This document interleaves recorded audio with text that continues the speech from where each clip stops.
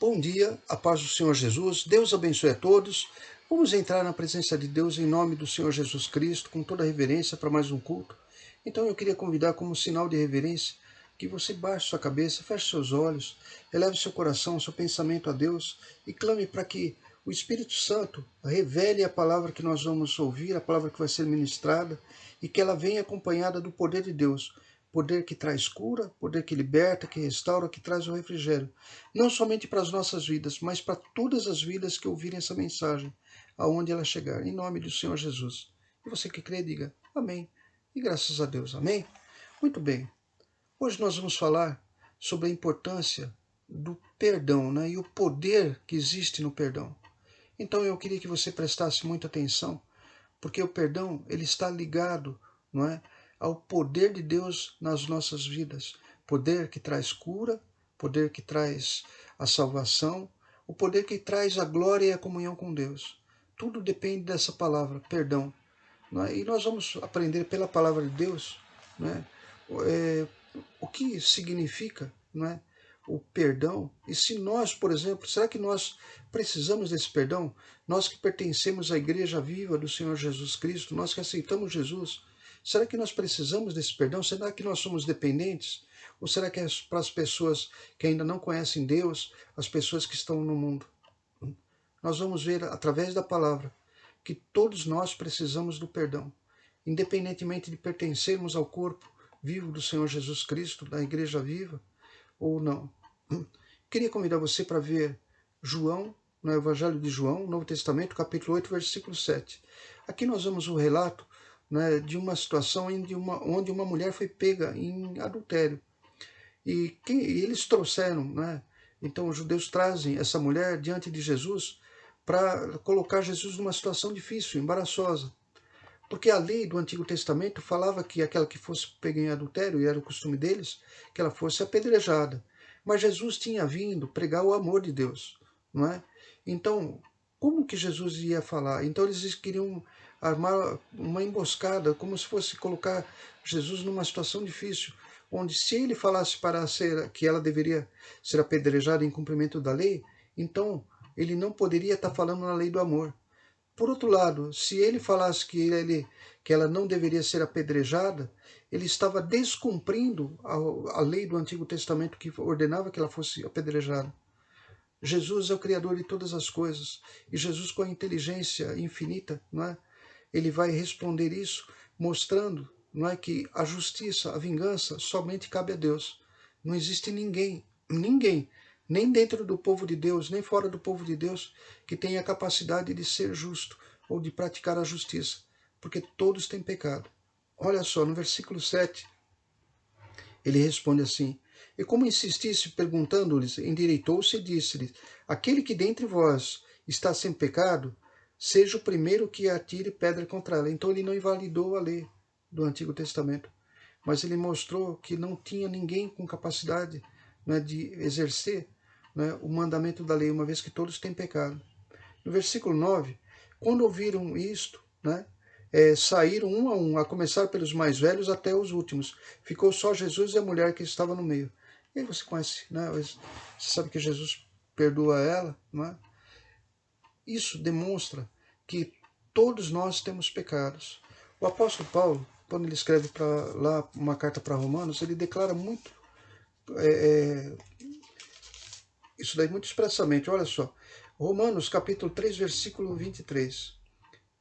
Porque todos pecaram e destituídos estão da glória de Deus. Então, essa carta de Romanos, não é, ela adverte que o pecado, né, ele impede a glória de Deus se manifestar na vida da pessoa. E a glória de Deus, não é, significa ter comunhão com Deus. Muito bem. Para que você tenha uma ideia, não é, da importância do perdão, os judeus, eles consideram a maior data, a maior celebração, o Yom Kippur. Yom Kippur significa o dia do perdão. Uma vez por ano, não é? Nesse ano, em setembro, não é? Foi comemorado o Yom Kippur da noite que se iniciou. Você sabe que a contagem de tempo deles é diferente da nossa. O dia para eles começa no anoitecer e termina no outro anoitecer. Então, o Yom Kippur foi do início da noite do dia 15 de setembro até o início da noite do dia 16 de setembro. Né? Nessa ocasião, os judeus eles praticam um jejum extremo. Logicamente, não é, as pessoas doentes, as mulheres grávidas, aquelas elas estão dispensadas, mas os demais, eles praticam um jejum extremo. E a finalidade é aproximar o homem do seu espírito. Por que isso? Porque através dessa aproximação, né, do espírito, né, o homem ele pode se aproximar da comunhão com Deus e ser perdoado. Então, nessa ocasião, não é, em que todos praticam jejum, não é, no dia do perdão, eles sabem da importância de receber o perdão. Né? Toda a comunidade sabe a importância do perdão e o que significa ser perdoado por Deus. Ou seja, restaurar a comunhão, a glória com Deus. Amém? Muito bem. Eu queria te mostrar também que o perdão está ligado à cura. E para isso eu queria que você fosse comigo lá no Novo Testamento, lá no livro de Marcos, capítulo 2. Marcos, capítulo 2. E aqui vai contar também a cura, né, de um paralítico lá em Cafarnaum. E os seus amigos trazem para Jesus, e aí no versículo 5, Jesus fala assim, estou lendo Marcos capítulo 2, versículo 5. E Jesus, vendo a fé deles, disse ao paralítico, filho, perdoados estão os teus pecados. Então Jesus começa perdoando os pecados desse paralítico. E é lógico que aqueles judeus que estavam, né, se incomodaram, começaram a dizer quem é ele que perdoa pecados, só Deus pode perdoar pecados, ele vem pregar o amor, ele vem falar que ele veio trazer a revelação do amor de Deus, mas como que ele pode fazer isso? Só Deus pode perdoar pecado, isso é blasfêmia. No versículo 10, Jesus responde, falando assim, né, Jesus sabe o que passa no coração deles.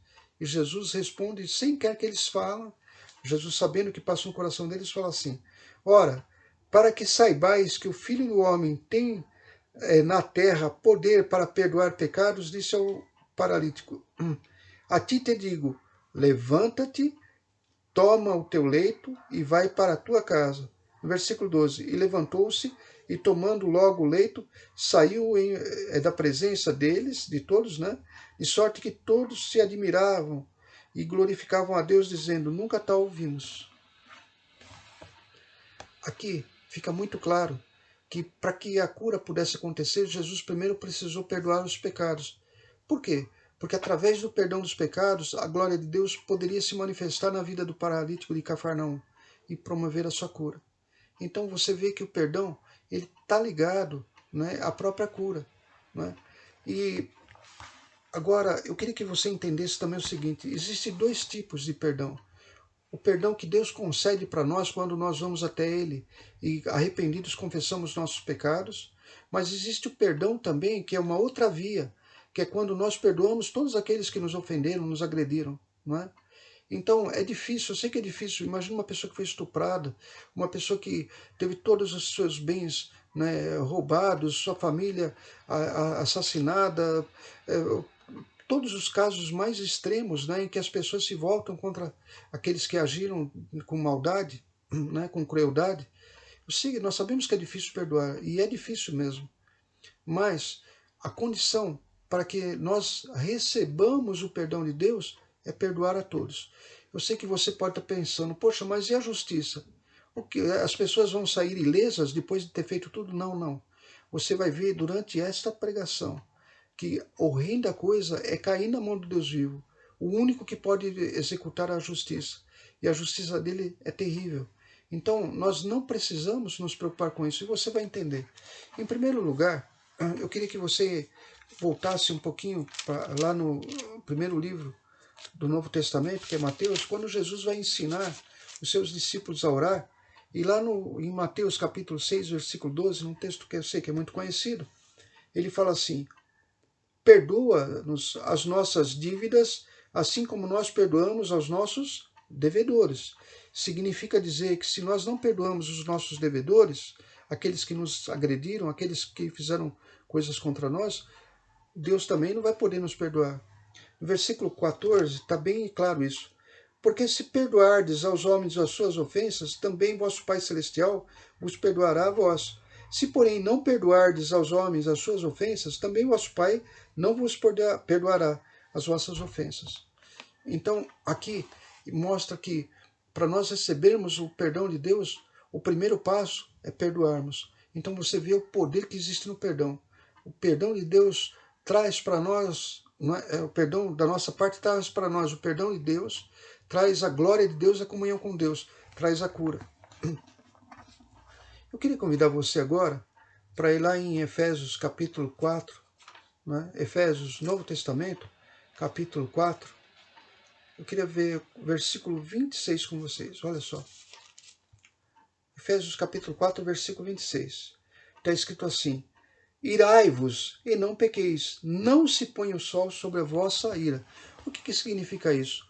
Deus sabe, não é, que nós temos carne, nós somos pessoas carnais, pessoas que têm sentimento, pessoas que, se alguém faz alguma coisa contra nós, na hora nós incendiamos em revolta. Na hora a nossa ira brota. Não é? Todos nós somos assim, porque nós somos de carne, nós temos sentimentos, não é? Nós somos suscetíveis, não é, das nossas emoções, dos nossos sentimentos. Mas existe uma advertência: irai-vos e não pequeis. Quando que acontece o pecado? Não se põe o sol sobre a vossa ira. Então Deus, ele nos mostra que nós devemos controlar os nossos impulsos. E que mesmo que nós, no momento, nós percamos o controle, isso tem que ser dominado para que não passe para o dia seguinte. Porque no dia seguinte vai ser o pecado. Mas qual o problema de passar a ira para o dia seguinte? É que a ira, passando para o dia seguinte, ela dá lugar ao ódio, ao sentimento de vingança, né? À amargura, a toda a fonte do mal. Mas o mais importante, a maior advertência, é para que não ocorra o versículo que vem seguinte, o versículo 27.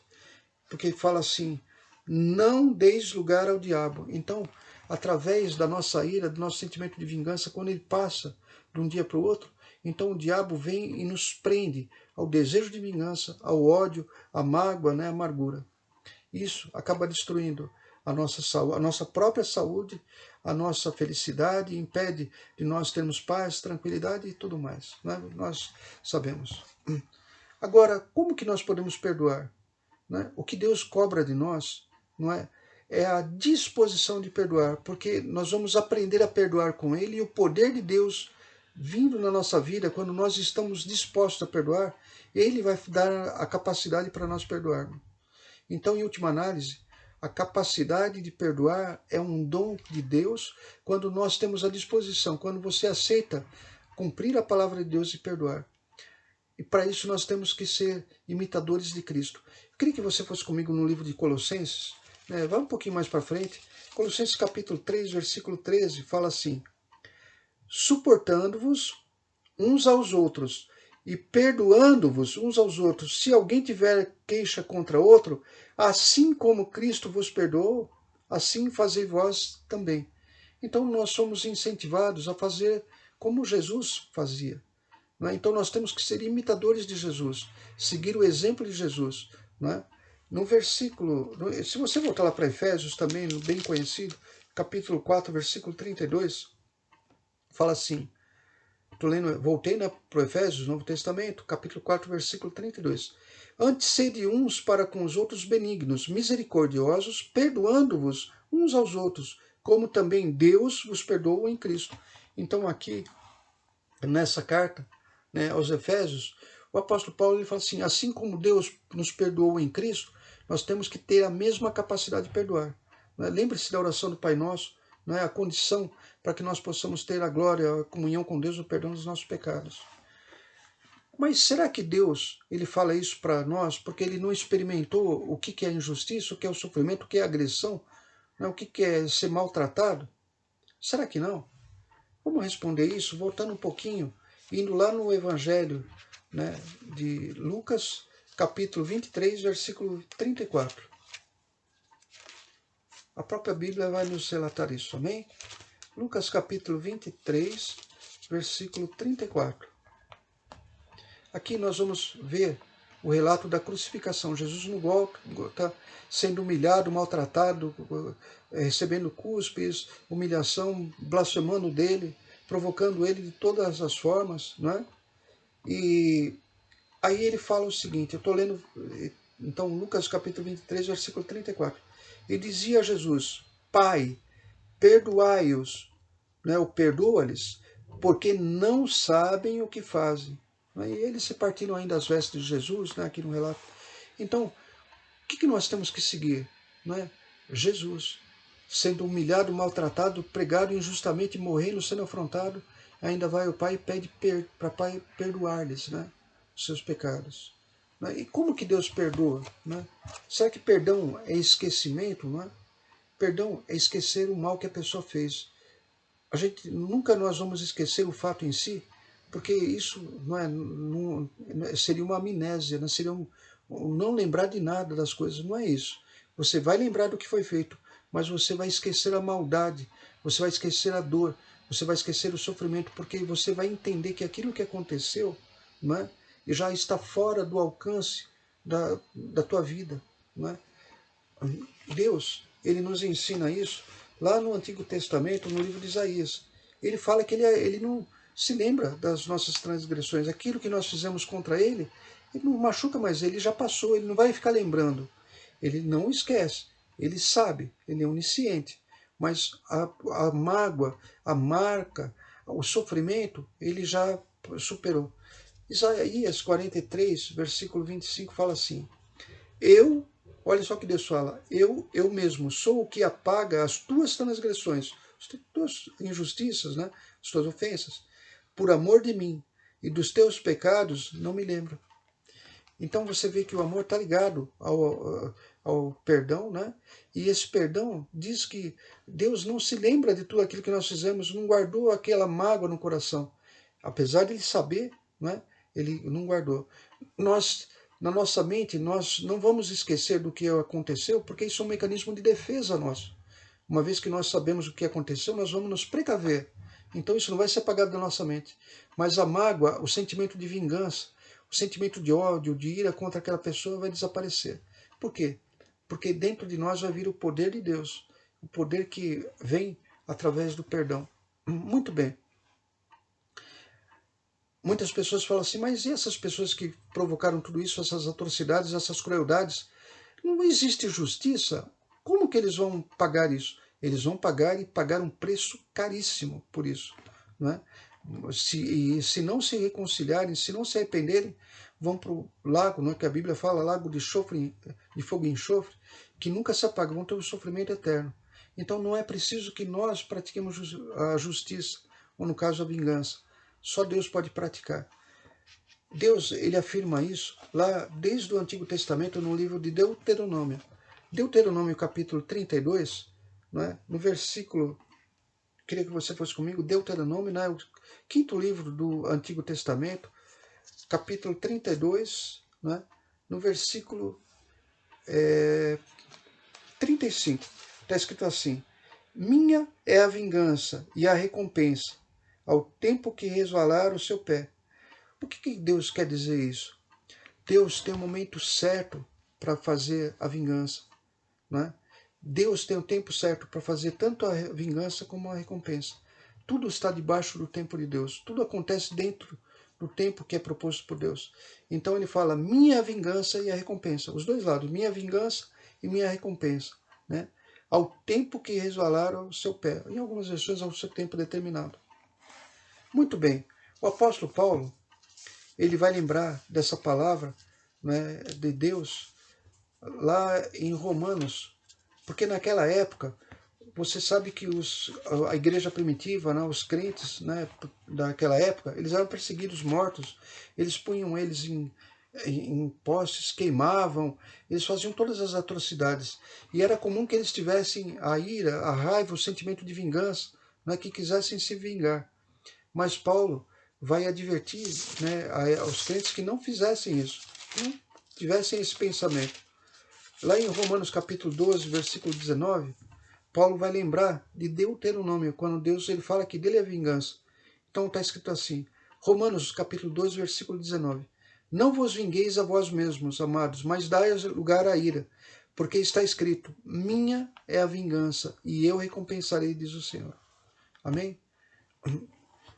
Lá em Hebreus, também está retratado essa palavra, né, essa promessa de Deus, e um alerta muito sério, né? Uma palavra muito forte. Hebreus, capítulo 10, versículo 30, fala assim: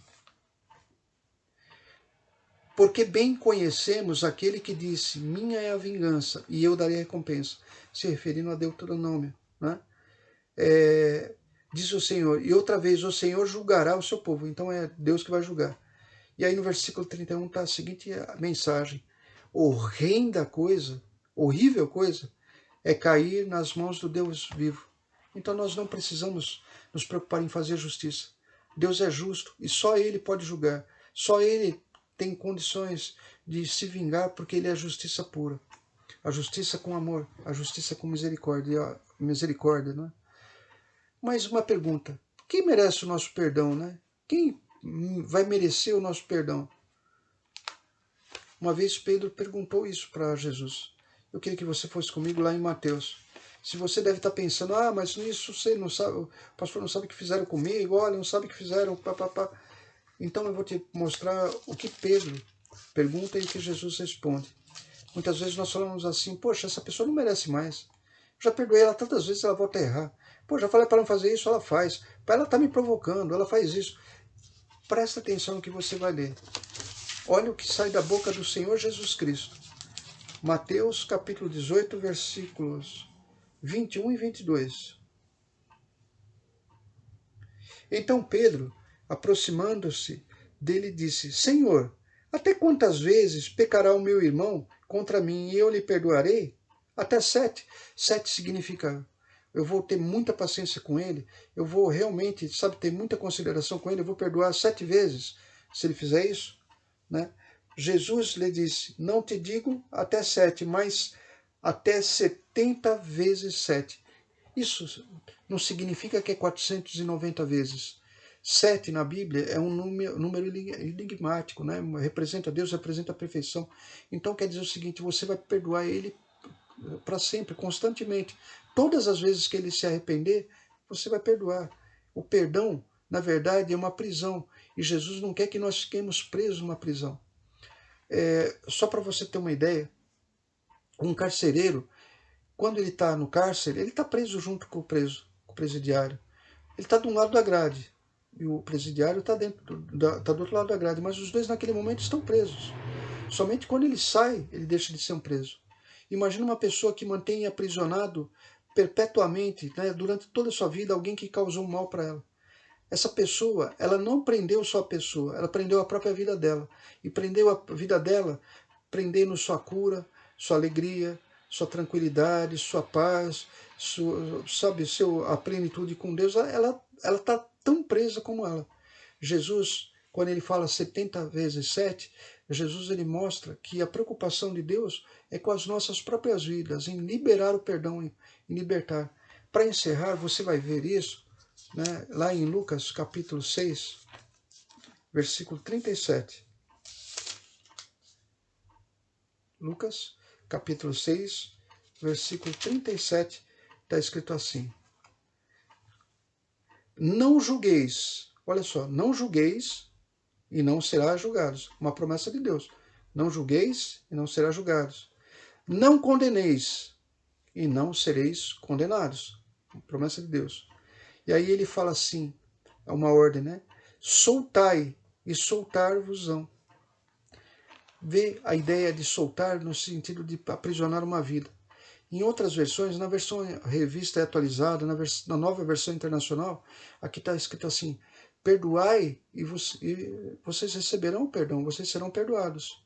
Mas nessa versão está escrito soltai e vos soltarão. Ou seja, a partir do momento que nós libertamos uma pessoa do nosso coração, daquele sentimento de raiva, de ódio, de amargura, essa pessoa também vai ser liberta e junto com nós, né, porque nós também vamos ser libertos.